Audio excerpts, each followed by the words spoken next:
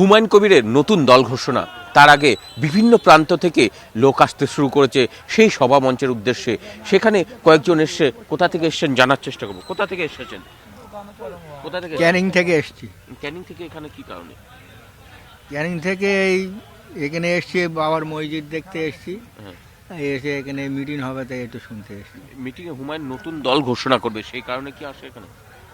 সেই কারণে এখন আসা এখানে হুমায়ুন কবিরের নতুন যে দল ঘোষণা ওটা শোনার জন্য আসা, এবং আমরা বাবরি মসজিদটা দেখতে এসেছি। মানে নতুন দলের সাথে থাকবেন?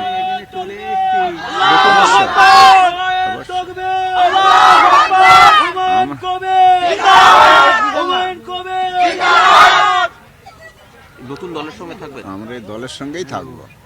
মানে যে দলই করুক। কি কারণে এসছি আমরা বাবরি মসজিদের উদ্দেশ্য করে, আর হুমায়ুন বাবুর মিটিংয়ে এসছি, নতুন দল সৃষ্টি করবে। ওই দলের সঙ্গে কি থাকবেন? হ্যাঁ থাকবেন ইনশাআল্লাহ। কেন হুমায়ুনের দলের সঙ্গে থাকবেন? হ্যাঁ হুমায়ুন দলের সঙ্গে তৃণমূলের সাথে না থেকে হুমায়ুনের দলের সাথে কেন?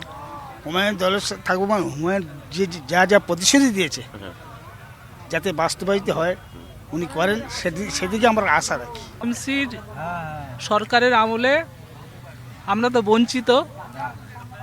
স্বাধীনতার পর থেকে পশ্চিমবঙ্গের 4 কোটি মুসলমান, এদেরকে চিরকাল বঞ্চিত করা হয়েছে। সেই বঞ্চনার প্রতিশোধ নেওয়ার জন্য এবং হুমায়ুন কবিরকে আগামী দিনে মুখ্যমন্ত্রী দেখার জন্য, ঠিক আছে, এবং হুমায়ুন কবিরের যে ঐতিহাসিক সাফল্য কামনা করতে, নতুন দলের সাফল্য কামনার জন্য আমরা এখানে এসেছি।